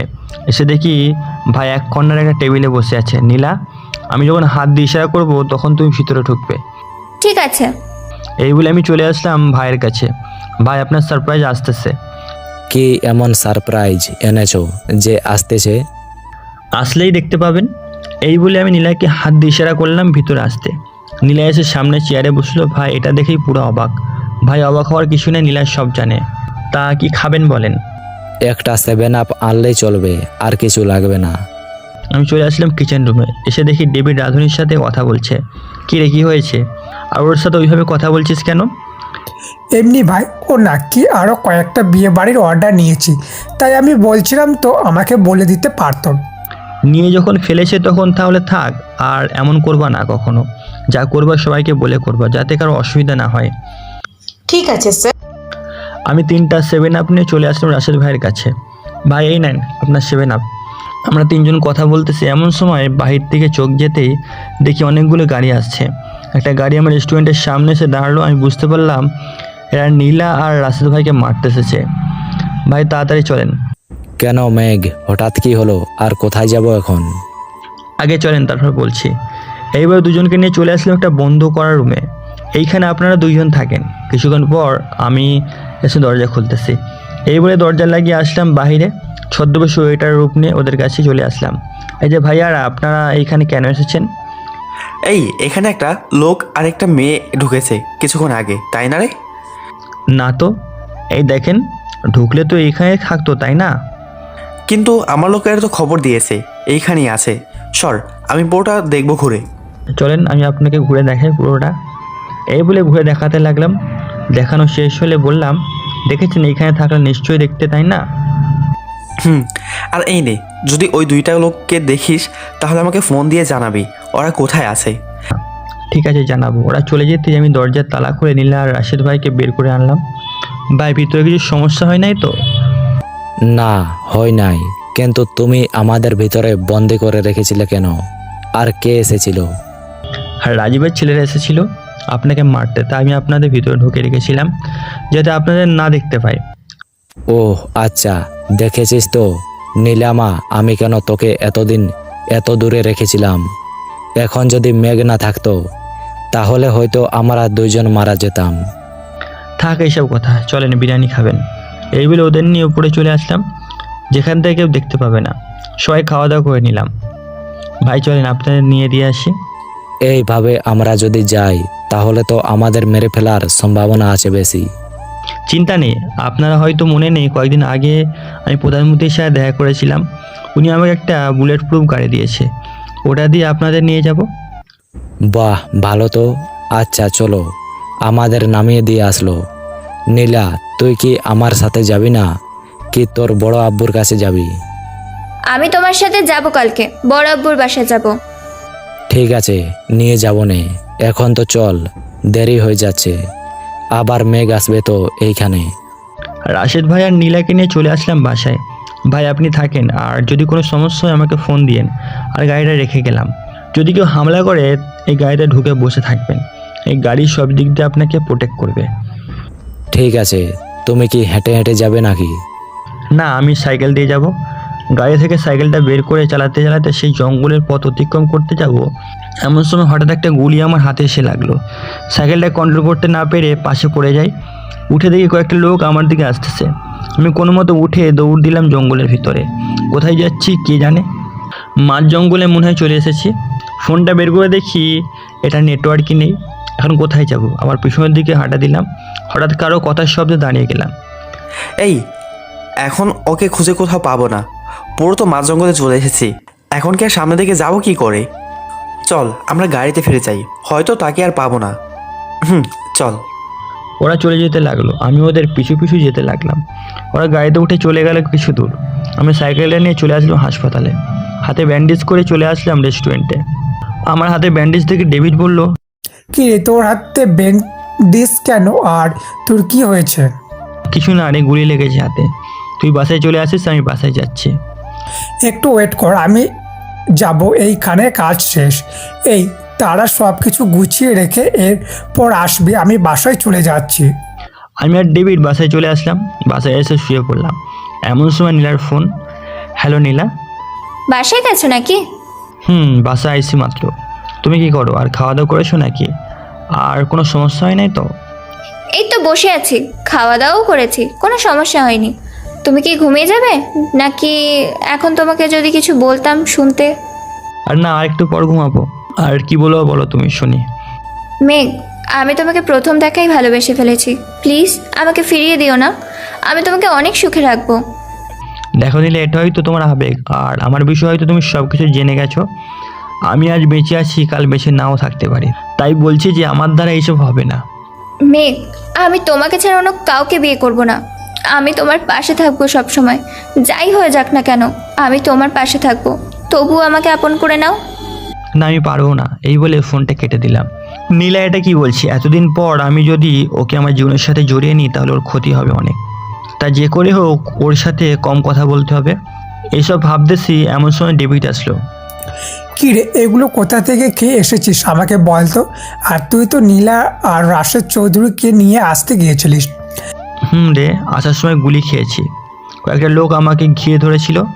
আজ হয়তো মরে যেতাম, কোনো মতে পালিয়ে এসেছি, সাথে পিস্তলও নেই নাই। আচ্ছা তুই এই খাবার খেয়ে ঘুমা, কালকে বাকি কথা বলবো।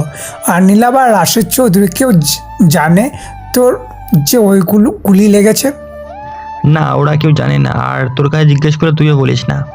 আমি কয়েকদিন রেস্টুরেন্টে যাব না, বাড়িতে রেস্ট নিব। তুই একটু দেখে নিস ওই দিকটা। আমি দেখে নেব নে, তুই ঘুমা। আর সকালে খাবার পাঠিয়ে দেব নে, তুই খেয়ে ওষুধ খেয়ে নিস, আমি দুপুরে খাবার নিয়ে আসবো। ঠিক আছে, আসিস। এই বলে ঘুমিয়ে পড়লাম। সকালে ডেভিডের ডাকে ঘুম ভাঙলো। উঠে দেখি ডেভিড বসে আছে। কিরে, কাজে যাস নাই? যাবো, এই তোর খাবার আর এই তোর ট্যাবলেট। খাবার খেয়ে ট্যাবলেট খেয়ে নিস, আমি যাই এখন। ঠিক আছে, যা। ডেভিড চলে গেল। আমি ফ্রেশ হয়ে খাওয়া দাওয়া করে শুয়ে পড়লাম বিছানায়। এমন সময় নীলার ফোন। আমি ইচ্ছা করে রিসিভ করলাম না, কারণ রিসিভ করলে বলে ভালোবাসে। ফোনটা বন্ধ করে রেখে দিলাম, বসে বসে টিভি দেখতেছি। এমন সময় কলিং বেলটা বেজে উঠলো। এখন আবার কে আসলো? দরজায় খুলতেই কে যেন আমাকে ঠেলে ভিতরে এসে দরজা লাগিয়ে দিল। এই, কে আপনি? আর কোথা থেকে এসেছেন? কে আমি চিনিস না? আর চিনবেই বা কি করে? আমি তো বোরখা পরে আছি, এই দেখ। এখন চিনিস নাকি? আর আমার ফোন ধরিস না কেন? এমনি ধরি নাই। তা তুমি এখানে আসলে কি করে? আর তোমাকে আমার বাসার ঠিকানাই বা কে দিল? আব্বুর কাছ থেকে নিয়ে এসেছি। আর তুই আমার উত্তর দে, তোর ফোন কোথায়? ফোন ধরলি না কেন? এমনি ফোন ধরে না, আমার ফোন নষ্ট হয়ে গেছে। আর হাত ছাড়ো, ব্যথা পাইতেছি। নীলা মনে হয় এতক্ষণ আমার হাতের দিকে খেয়াল করে নাই। হাতে ব্যান্ডেজ দেখে বলল, এই তোমার হাতে কি হয়েছে? ব্যান্ডেজ করা কেন? তেমন কিছু হয় নাই, আর এমনি ব্যান্ডেজ করা। আর তুমি চলে যাও এখান থেকে। কেউ যদি দেখে ফেলে তাহলে অনেক বড় সমস্যা হয়ে যাবে। কোনো সমস্যা হবে না। আর বলো, তোমার হাতে কি হয়েছে? ব্যান্ডেজ করছো কেন? হাতে গুলি লেগেছে। তোমাকে বলেছিলাম না আমি আজ বেঁচে আছি, কাল হয়তো মরেও যেতে পারি, তাই তুমি অন্য কাউকে ভালোবাসলে আমি খুশি হব। না, আমার তোমাকেই চাই, তুমি ছাড়া অন্য কাউকে আমার লাগবে না। আমি আব্বুর সাথে কথা বলেছি আমাদের বিয়ের ব্যাপারে, আব্বু বলেছে তোমার সাথে কথা বলবে। দেখো নীলা, আমি তোমাকে আবারও বলতেছি যে আমাকে বিয়ে করে তুমি সুখী হতে পারবে না। আমাকে হয়তো আজকে মরতে হবে, না হয় কালকে মরতে হবে। তাই বলতেছি যে তুমি যাই করো না কেন, এবার ভেবেচিন্তে ডিসিশন নিও।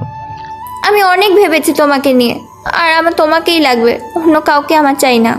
ঠিক আছে, আমি তোমাকে বিয়ে করব, কিন্তু আমি যদি মরে যাই তখন তুমি কি করবে বলো? তখন আমি একা থাকবো তোমার ছবিকে নিয়ে। আচ্ছা, তুমি বাসায় যাও, আমাকে আজকের দিনটা ভাবতে দাও, আর আমাকে ফোন দিবে না। আমি কালকে বিকালে তোমার সাথে দেখা করব তোমার বাসায়। ঠিক আছে, আমি গেলাম। আর মনে যেন থাকে কালকে মানে কালকেই, এর পরের দিন যেন না হয়।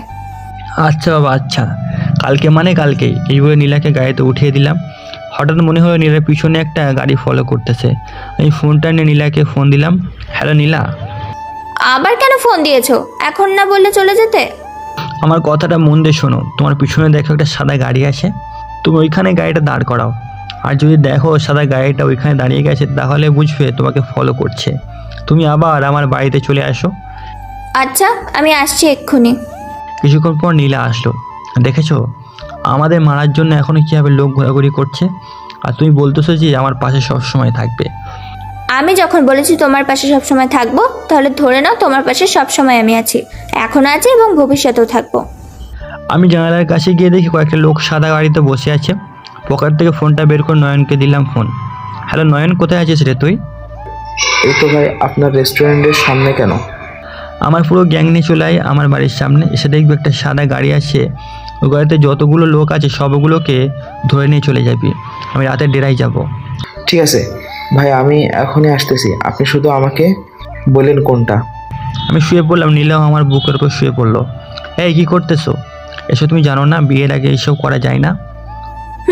জানি আমি, তো আমার বরের বুকেই মাথা দিয়ে শুয়ে আছি, তাতে কি হয়েছে? আমাদের এখনো বিয়ে হয় নাই। আর নীলা, আমাকে কীভাবে পছন্দ হয়েছে তোমার, আমি এটাই বুঝতেছি না। তোমাকে যেদিন প্রথম রেস্টুরেন্টে দেখি ওই দিনই আমার ভালো লাগে তোমাকে।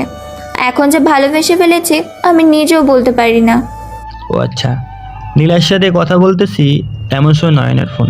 হ্যালো নয়ন, এসেছিস নাকি? ভাই আসছি, তা কোন গাড়িটা একটু বলবেন তো? আমার বাড়ির সোজা বরাবরই দেখ একটা গাড়ি রাখা আছে কালো করে, এর সামনের গাড়িটাই। তুই যে গাড়িটা ধরেছিস ওইটাই। ঠিক আছে ভাই, আমি তাহলে এখন ফোন রাখছি। নয়ন ফোনটা রেখে দিল। আমিও জানালাতে তাকিয়ে তাকিয়ে দেখতে লাগলাম বাইরে কি হচ্ছে। নয়ন কি যেন বলে ওদের নিয়ে গেল, যাকে ভালোই হলো, ওরা চলে গেছে। নীলা, এখন তুমি যেতে পারো বাসায়, কারণ ওরা চলে গেছে। আচ্ছা জান পাখি, এখন আমি গেলাম, আর কাল যেন তোমার খবর পাই। ঠিক আছে। নীলা চলে গেল, আমিও শুয়ে পড়লাম। কখন যে ঘুমিয়ে গেছি খেয়াল নেই। বিকালে ডেভিডের ডাকে ঘুম ভাঙলো। কি রে, এখন তো সারাদিন তো মনে হয় ঘুমিয়েছিস, এখন উঠে দেখ, তোর জন্য খাবার নিয়ে এসেছি। আমি উঠে ফ্রেশ হয়ে খাবার আর ঔষধ খেয়ে নিলাম। ডেভিড, তুই 5টায় চলে আসিস, তোকে নিয়ে একটা জায়গায় যাব। কোথায় যাবি বল? ডেভিড চলে গেল। আমি বসে বসে টিভি দেখতে লাগলাম। দেখতে দেখতে কখন যে 5টা বেজে গেছে খেয়াল নেই। কি রে, 5টা বেজে গেছে, যাবি না? যাবো তোরে, একটু বস, আমি শার্টটা পরে আসতেছি। এই বলে শার্টটা পরে নিলাম। কিছুক্ষণ পর বেরিয়ে পড়লাম ডেরার উদ্দেশ্যে। প্রায় 30 মিনিট পর চলে আসলাম ডেরায়। এসে দেখি সবগুলোকে বেঁধে মাটিতে শুয়ে রাখছে। বাহ নয়ন, আজকে ভালো একটা কাজ করেছিস। সকলে কিছু এইভাবে জিজ্ঞেস করতে হবে, তা না হলে তো কেউ বলবে না। ভাই, ওরা হচ্ছে MK গ্যাংস্টারের লোক, আপনাকে মারার জন্য পাঠিয়েছে, কিন্তু আমরা ধরে নিয়ে আসছি। ভালো করেছিস। আর কেমন যেন একটা মেয়েদের পারফিউমের গন্ধ বেরোচ্ছে, তাই না রে ডেভিড? ভাই, একটা বাজে গন্ধ বের হইতেছে, কোথা থেকে যেন। কে নয়ন, এইখানে কেউ এসেছে নাকি? এত বাজে গন্ধ বের হচ্ছে কেন? ভাই, লেডি মাফিয়া কিং এসেছে আপনার সাথে দেখা করতে, আর মনে হচ্ছে ওনার পারফিউমের গন্ধ এটাই। এমনই হতে পারে। চল তো লেডি মাফিয়া কিংকে দেখে আসি, আগে তো কখনো ওকে দেখি নাই। আজকে হঠাৎ পুরো আমার ডেরায় চলে এসেছে। এই বলে চলে আসলাম আমার কেবিনে। এসে দেখি লেডি মাফিয়া কিং উল্টো দিকে ঘুরে বসে আছে। এই যে মিস, একটু এইদিকে ফিরেন, আপনাকে দেখার অনেক ইচ্ছা আছে। যে চেয়ারটা ঘুরে সামনের দিকে ফিরলো, আমি তো ভূত দেখার মতো অবস্থা, কারণ এটা হচ্ছে নীলা। নীলা, তুমি এইখানে কি করে আসলে? এমনি তোমার সাথে দেখা করতে আশা করি আমার পরিচয়টা পেয়ে গেছো, নতুন করে পরিচয় দিতে হবে না। তা তো পেয়েছি, কিন্তু তুমি যে একটা লেডি মাফিয়া কিং, আমাকে আগে বলো নাই কেন? এমনি বলি নাই, তোমাকে সারপ্রাইজ দিলাম। আর ওই লোকগুলো ঠিক ছেড়ে দেন, ওইগুলো আমার লোক। আমি ওদের সাথে এই বুদ্ধিটাই করেছিলাম। বাহ, ভালো কাজ করেছো খুব। এখন তাহলে তুমি বাসায় যাও। আর এই জায়গার ঠিকানা জানলে কি করে? আমি তো আরও আগেও এসেছিলাম 2 বার, তোমার হয়তো মনে নেই। আচ্ছা যাই হোক, আমি বাসায় চলে যাচ্ছি। আর কোনো কাজে লাগলে আমাকে বলো, আমার লোক আছে, করে দিতে পারবে। ঠিক আছে, বলবো। নীলা চলে গেল। আমিও চলে আসলাম বাসায়, কারণ লোকগুলো নীলার লোক ছিল, তাই তো ছেড়ে দিয়েছি। বিছানায় বসে বসে ভাবতেছি, এমন সময় নীলার ফোন। হ্যালো নীলা। কি করছো এখন? তোমাকে তো দেখছি। আমি বলছিলাম খুব তাড়াতাড়ি ঘুমিয়ে যেতে, তাহলে তুমি ঘুমাও নাই কেন আমি জানতে পারি? সারাদিনই তো ঘুমাইছি, আর ঘুমাতে পারবো না। এত তাড়াতাড়ি তুমি চাইলে তুমি তাড়াতাড়ি ঘুমাও, আমার এত ঠেকা নাই তাড়াতাড়ি ঘুমানোর। এই বলে আমি ফোনটা কেটে দিলাম। কিন্তু নীলা তো নাছরবান্ধা, সে ফোন দিয়েই চলেছে। আমি ফোন না রিসিভ করে শুয়ে পড়লাম। এমন সময় ডেভিডের আগমন। কি রে, কি হয়েছে? ফোন বাজ দিচ্ছে, ধরতেছিস না কেন? আর বলিস না, লেডি মাফিয়া কিং ফোন দিতেছে, মানে নীলা বারবার ফোন দিচ্ছে। তুই একটু ফোন দিয়ে বলে দে তো আমি ঘুমিয়ে গেছি, না বললে সারা রাত ফোন দিবে। আচ্ছা, আমি এখনই ফোন দিয়ে বলে দিচ্ছি যে তোকে ফোন না দিতে। এইবার ডেভিড নীলাকে ফোন দিয়ে বলে দিল, আমিও ঘুমিয়ে পড়লাম। সকালে ডেভিডের ডাকে ঘুম ভাঙলো। ফ্রেশ হয়ে চলে আসলাম রেস্টুরেন্টে। কিছুক্ষণ কাজ করার পর রাশেদ ভাইয়ের ফোন আসলো। হ্যালো রাশেদ ভাই। মেঘ, তুমি এখনই আমার বাসায় চলে আসো, তোমার সাথে কথা আছে, তাড়াতাড়ি আইসো। ঠিক আছে, আমি আসতেছি। এই বলে হোটেল থেকে বাহির হয়ে চলে আসলাম বাহিরে। গাড়িটা নিয়ে সোজা রাশেদ ভাইয়ের বাড়িতে চলে আসলাম। কলিং বেল দিতে এই নীলা দরজা খুলে দিল। আমি ভিতরে চলে গেলাম। কিছুক্ষণ পর রাশেদ ভাই আসলো। আসসালামু আলাইকুম ভাই। ওয়ালাইকুম আসসালাম। মেঘ, তুমি তো জানো আমি কেন তোমাকে এইখানে ডেকে এনেছি। এখন তুমি যদি বলো তাহলে আমি তোমাদের বিয়েটা দিয়ে দেব। ভাই আপনি তো জানেন আমি কতটা বিপদে থাকি। এখন যদি ওকে বিয়ে করি, কালকে যদি আমি মরে যাই, তাহলে ওর কি হয় ভেবে দেখেছেন আপনি? কিন্তু মেঘ, আমি চাই না আমার মেয়ের আশাটা অপূর্ণ রাখি, তাই আমি তোমার সাথেই বিয়ে দেব, আর কোনো কথা নয়। আপনি যখন ডিসিশন নিয়েছেন বিয়ে দিবেন, ঠিক আছে, আমি বিয়ে করতে রাজি আছি। আপনি চাইলে বিয়ে ব্যবস্থা করতে পারেন। নীলা, এখন তুইই বল তোদের বিয়েটা কবে দিব? আমি দেরি করতে চাই না, তোর বিয়েটা খুব তাড়াতাড়ি দিয়ে ফেলবো। তোমার যেই দিন ইচ্ছা ঠিক করতে পারো, সমস্যা নেই। আমি ওই দিনই বিয়ে করবো মেঘকে। ঠিক আছে, তাহলে আমি সামনের মাসের 3 তারিখে বিয়েটা ফাইনাল করি, তোমরা কি বলো? ঠিক আছে, করতে পারেন। আচ্ছা আমি এখন যাই, রেস্টুরেন্টে কাজ আছে একটু। এই বলে চলে আসলাম বাইরে। গাড়িটা নিয়ে সোজা রেস্টুরেন্টে চলে আসলাম। এসে দেখি ডেভিড সবাইকে খাবার দিচ্ছে। আমিও সাহায্য করতে লাগলাম। রাতে আমিও ডেভিড বাসায় চলে আসলাম। ডেভিড, আমাদের বিয়ে ঠিক হয়ে গেছে। বাহ, ভালো কথা তো। তা কার সাথে বিয়ে ঠিক হয়েছে? ভাবিকে তো দেখলাম না, ভাবিকে দেখাবি না নাকি? তোর পরিচিতই, নীলাই হচ্ছে আমার স্ত্রী। 3 তারিখে আমাদের বিয়ে ঠিক হয়েছে। আর তো বেশি দিন নাই বিয়ের, সবাইকে দাওয়াত করে ফেলতে হবে। ভাই, আমাদের গ্যাংয়ের সবাইকে দাওয়াত দিবি নাকি? আরও তো আপনার পরিচিত লোক আছে, তাদেরকে দাওয়াত দিয়ে দিই। ঠিক আছে, কালকে কার্ড ছাপিয়ে এনে তোকে দিবনি, তুই দিয়ে দিস। আমরা আরও অনেক কথা বললাম। রাতে খাবার খেয়ে শুয়ে আছি, এমন সময় নীলার ফোন। আমার মহারাজ কি করে এখন? খাওয়া দাওয়া হয়েছে আমার মহারাজের? ওই কোনো কথা বলো না কেন? আমি আসবো না নাকি? আরে না না, তোমার আসতে হবে না, আমি খাওয়া দাওয়া করেছি, এখন ঘুমাবো, তাই বিছানা গোছাচ্ছি। না, আজকে ঘুমাতে পারবে না। আজকে সারা রাত আমার সাথে কথা বলতে হবে। কালকে সকালে আমি তোমার বাসায় যাব, তোমাকে নিয়ে বিয়ের কার্ড ছাপিয়ে আনতে। আচ্ছা ঠিক আছে, কিন্তু আমি সারা রাত যেয়ে কথা বলতে পারবো না, কারণ আমার অভ্যাস নেই সারা রাত যেয়ে কথা বলার। আচ্ছা, যখন ঘুমে ধরবে ঘুমিয়ে যাইও, পরে না হয় আমি ফোন করতে দেবনি। ঠিক আছে। নীলার সাথে রাত 3টা পর্যন্ত কথা বললাম। পরে কখন যে ঘুমিয়ে পড়ে যে খেয়াল নেই। সকালে নীলার ডাকে ঘুম ভাঙলো। কী ব্যাপার, তুমি এত সকালে এখানে কি করো? আমি বলেছিলাম না সকাল সকাল চলে আসবো আমি, তাই সকাল সকাল চলে এসেছি। ভালো করেছো, এখন শুয়ে থাকো, আমি একটু ঘুমাবো, রাতে ঘুম হয় নাই আমার। এইবার নীলাকে জড়িয়ে ধরে ঘুমিয়ে পড়লাম। ঘুম ভাঙলো সকাল 10টায়। নীলা এখনও ঘুমাচ্ছে। বাহ, মেয়েটা ঘুমালে তো একদম বাচ্চা বাচ্চা লাগে। আমি নীলার দিকে তাকিয়ে আছি, কখন যে নীলার ঘুম ভেঙে গেছে আমার খেয়ালই ছিল না। এই কি দেখছো এমন করে? তোমাকে দেখতেছি, তুমি ঘুমাইলে তোমাকে পরীর মতো লাগে। এই বলে মুখে হাত দিয়ে ফেললাম। কি বলে ফেললাম রে? তাকিয়ে দেখি নীলা হাসছে। আমি আর কিছু না বলে ফ্রেশ হয়ে চলে আসলাম ঘরে। নীলাও ফ্রেশ হয়ে আসলো, দুজন খাবার খেয়ে কার্ড বানানোর জন্য চলে আসলাম একটা দোকানে। এসে দেখি অনেক ভিড়, কারণ এই দোকানে অনেক ডিজাইন করে কার্ড বানিয়ে দেয়, তাই সবাই এইখানে চলে আসে কার্ড বানাতে। আমাদের কার্ডের অর্ডার দিয়ে চলে আসলাম নদীর পাড়ে। অনেক বাতাস, খুব সুন্দর জায়গা, মাঝে মধ্যে আসে এখানে।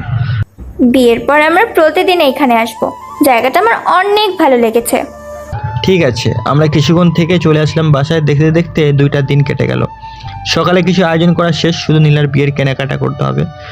বিকালের সময় চলে আসলাম নীলার বিয়ের জন্য কেনাকাটা করতে। রাত প্রায় 12টা, এখনও মেয়েটার আরও কেনাকাটা বাকি আছে। কী যে বলবো, অবশেষে কেনাকাটা সম্পূর্ণ হলো। নীলার আব্বু আম্মু আর নীলাকে বাসায় নামিয়ে দিয়ে চলে আসলাম আমার বাসায়। রাতে খাওয়া দাওয়া করে ঘুমিয়ে গেলাম। পরের দিন ডেভিডের ডাকে ঘুম ভাঙলো। এই মেঘ ওঠ, সকাল হয়েছে তো আর কত ঘুমাবি? নীলা ভাবি ফোন দিয়েছিল, বলছে ভাবি আসতেছে, আমি রেস্টুরেন্টে গেলাম, খাবার পাঠিয়ে দেবনি। এই বলে ডেভিড চলে গেল। আমি উঠে ফ্রেশ হয়ে নিলাম। দেখতে দেখতে 3 তারিখ চলে আসলো, আজকে আমাদের বিয়ে। সকাল সকাল গোসল করে রেডি হয়ে নিলাম। ঘড়ির দিকে তাকিয়ে দেখি 12:30 বেজে গেছে। জুম্মার নামাজ আদায় করে বাড়িতে চলে আসলাম। এসে দেখি ডেভিড বসে আছে। কী রে, তোরা যাস নাই? যাবে কি করে, আপনি তো নামাজে গেছেন, আর আসার কোনো নামও ওর নেই। ভাবি কতগুলো ফোন দিয়েছে, বলছে তাড়াতাড়ি যাইতে। ঠিক আছে চল, আমরা চলে আসলাম নীলার বাসায়। গেটে লম্বা বড় একটা ফিতা দিয়ে বেঁধে রেখেছে, আর আমার শালিকারা টাকা চাইতেছে। নয়ন 5,000 টাকা দিয়ে দে। আর একটু দাঁড়িয়ে থাক, দেখি একটা পছন্দ হলে নিয়ে যাব। নিতে পারবি? আমি আসি তো। নয়ন টাকা দিয়ে দিল। আমরা চলে আসলাম আমাদের আসনে। খাওয়া দাওয়া শেষ, কাজে এসে বিয়ে পড়িয়ে চলে গেল। সন্ধ্যা হয়ে গেছে বাড়ির কাছে, তাই তাড়াহুড়ো করলাম না। সকল নিয়মকানুন মেনে আমাদের বিদায় দিল। নীলা খুব কান্না করছিল। আমি সান্ত্বনা দিলাম যে আবার তো আসবে। প্রায় 10 মিনিট পরে চলে আসলাম আমাদের বাসায়। চাচি, চাচাতো বোন আরও অনেকে নীলাকে নিয়ে ভিতরে চলে গেল। আমি চলে আসলাম ছাদে, এসে দোলনায় বসে আছি। এমন সময় ডেভিড আর নয়ন আসলো। বিয়ে তো হয়ে গেছে, ভালো হলো একটা ভাবি পেলাম, মাঝে মধ্যে ভাবির রাতে রান্না খেতে পারবো এসে। তা তো পারবি। আমরা এইসব নিয়ে কথা বলতেছি, প্রায় কিছুক্ষণ পর চাচি আসলো। মেঘ, রাত তো অনেক হয়েছে, এখন আড্ডা না দিয়ে নীলার কাছে যা, মেয়েটা একা একা বসে আছে। যাচ্ছি। নয়ন, ডেভিড, যাই রে। এই বলে চলে আসলাম বাসর ঘরের সামনে। এসে দেখি আমার চাচাতো বোন দাঁড়িয়ে আছে। কী রে, কী চাস এখানে? কি চাইবো, এত সুন্দর করে বাসর ঘরটা সাজিয়ে দিলাম, কিছু টাকাও তো দিলে না, তাই টাকা নিতে এসেছি। এই না, এখানে 7,000 টাকা আছে, এটা রেখে দে তোর কাছে। ধন্যবাদ ভাইয়া। ফারজানা চলে গেল। আমিও চলে আসলাম ঘরে। ভালোভাবে দরজা লাগিয়ে খাটের কাছে আসতে নীলা এসে আমার পা ধরে সালাম করলো। আমি নীলাকে উঠিয়ে জড়িয়ে ধরলাম। নীলা চলো 2 জায়গার নফল নামাজ পড়ে আসি। চলেন। আমরা 2 জায়গার নফল নামাজ পড়ে ফেললাম। নীলা খাটের ওপর বসে আছে। আমি নীলার জন্য যে হারটা বানিয়ে এনেছিলাম, এটা ওর হাতে দিয়ে বললাম, এটা তোমার জন্য। এটার কি দরকার ছিল? কিন্তু হারটা অনেক সুন্দর হয়েছে। এই নাও, এই দুধটা অর্ধেক খেয়ে বাকিটা আমাকে দাও। কেন, পুরোটা খেয়ে ফেললে কিছু হবে নাকি? আরে বলো, এটা নিয়ম, অর্ধেক তুমি খাবে আর অর্ধেক আমি খাবো। ও আচ্ছা। দুধ খাওয়া শেষ হতে নীলা আমার দিকে যেন কেমন করে তাকিয়ে আছে। এই, এভাবে কি দেখতেছো? কিছু লাগবে নাকি বলো? আমার আদর লাগবে, আদর। ও আচ্ছা, আদর লাগবে, তাহলে কাছে এসো। এইবার নীলার ঠোঁট চোর আমার দখলে করে নিলাম। কতক্ষণ যে এইভাবে ছিলাম মনে নেই, বাকিটা আর জানতে হবে না। বাকিটা আপনারা নীলা ভাবিকে জিজ্ঞেস করবেন। আজকের গল্পটা এই পর্যন্ত। ভালো থাকবেন, সুস্থ থাকবেন। আশা করি গল্পটা যদি ভালো লেগে থাকে চ্যানেলটি সাবস্ক্রাইব করে আমাদের বন্ধু হয়ে পাশেই থাকবেন। ধন্যবাদ।